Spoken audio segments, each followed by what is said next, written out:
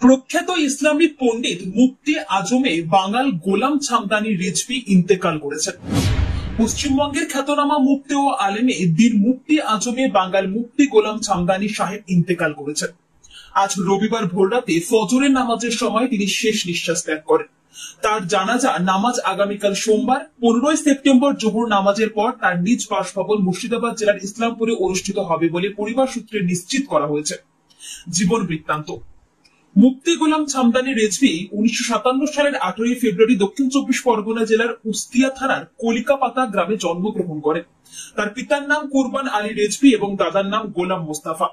Islamic জ্ঞানে তার গভীর পাণ্ডিত্যের জন্য তাকে মুফতি আজমে বাঙাল এবং কাজী বাঙাল উপাধিতে ভূষিত করা হয়। অমূল্য অবদান। তিনি ছিলেন একজন বিশিষ্ট লেখক, গবেষক ও অনুবাদক। তার কলমে 100-এরও বেশি ছোট বড় গ্রন্থ রচিত হয়েছে, যা বাংলা ভাষী মুসলিম সমাজে ইসলামিক জ্ঞান চর্চার অমূল্য সম্পদ হিসেবে বিবেচিত। তিনি নিজে লিখেছেন, অনুবাদ করেছেন এবং সংকলন করেছেন। বিশেষত শেষ বয়সে তিনি পবিত্র কুরআন শরীফের বাংলা অনুবাদ সম্পূর্ণ করেন। পশ্চিমবঙ্গে সুন্নি মতদর্শের প্রচার প্রসার এবং কলমে জিহাদে তার ভূমিকা ছিল অত্যন্ত গুরুত্বপূর্ণ ও তুলনাহীন।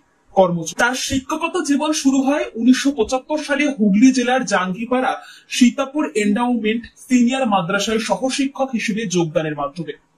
1977 সালে তিনি মুর্শিদাবাদ জেলার দৌলতাবাদ থানার 6ঘরে কেআই সিনিয়র মাদ্রাসায় চলে আসেন এবং 2017 সালের 28 ফেব্রুয়ারি এই প্রতিষ্ঠান থেকে অবসর গ্রহণ করেন।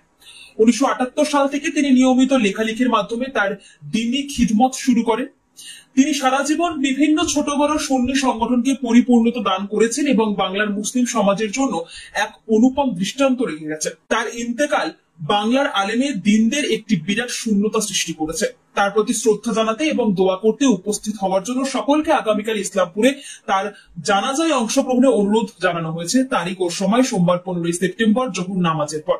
স্থান তার নিজ বাসভবন ইসলামপুর মুর্শিদাবাদ। খবরটি আরো বেশি মানুষের কাছে পৌঁছে দিতে অনুগ্রহ করে শেয়ার করুন। আলিফ ইসলাম মিমের রিপোর্ট, AS বাংলা।